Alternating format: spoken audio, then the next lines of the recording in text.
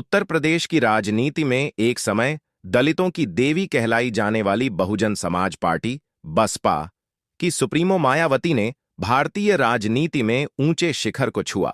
लेकिन उनके राजनीतिक जीवन में ऐसे कई काले अध्याय भी रहे जिन्हें लेकर आज भी सवाल उठते हैं।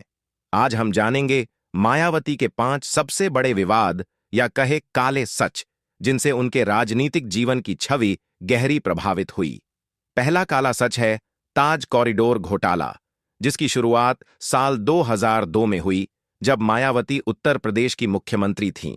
पर्यावरणीय मंजूरी और कैबिनेट की स्वीकृति के बिना 175 करोड़ रुपए के इस प्रोजेक्ट की नींव रख दी गई। बाद में इस पर सीबीआई ने भ्रष्टाचार का केस दर्ज किया और मायावती समेत कई अधिकारियों को आरोपी बनाया गया। हालांकि कानूनी पेचीदगियों के कारण वह इस मामले से बाहर निकल गईं, लेकिन जनता के बीच उनकी छवि को झटका जरूर लगा। दूसरा बड़ा काला सच है सत्ता के लिए जातीय राजनीति का चरम इस्तेमाल। मायावती ने बाबा साहब अंबेडकर के सिद्धांतों का हवाला देते हुए दलितों को एकजुट किया, लेकिन राजनीति में टिके रहने के लिए उन्होंने ब्राह्मण सम्मेलनों से लेकर ठाकुरों और मुस्लिमों तक को साधने के लिए सामाजिक इंजीनियरिंग का सहारा लिया।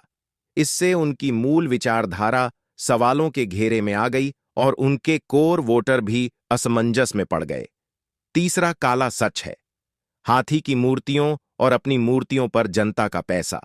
मायावती ने अपने शासनकाल में लखनऊ, नोएडा और अन्य जगहों पर करोड़ों रुपए खर्च कर हाथी की विशालकाय मूर्तियां, अंबेडकर पार्क और यहां तक कि अपनी खुद की मूर्तियां भी बनवाईं।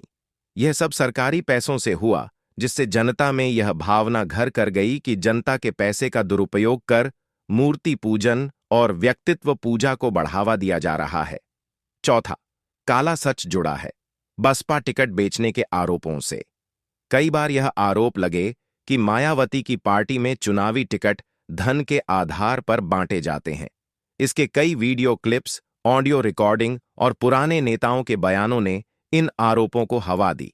कई पूर्व बसपा नेताओं ने खुलकर आरोप लगाया कि टिकट वितरण में योग्यता से अधिक पैसा देखा जाता है। इससे पार्टी की विश्वसनीयता पर प्रश्न चिन्ह लगा और आम जनता के बीच यह भावना बनी कि यह पार्टी भी भ्रष्टाचार में डूबी हुई है।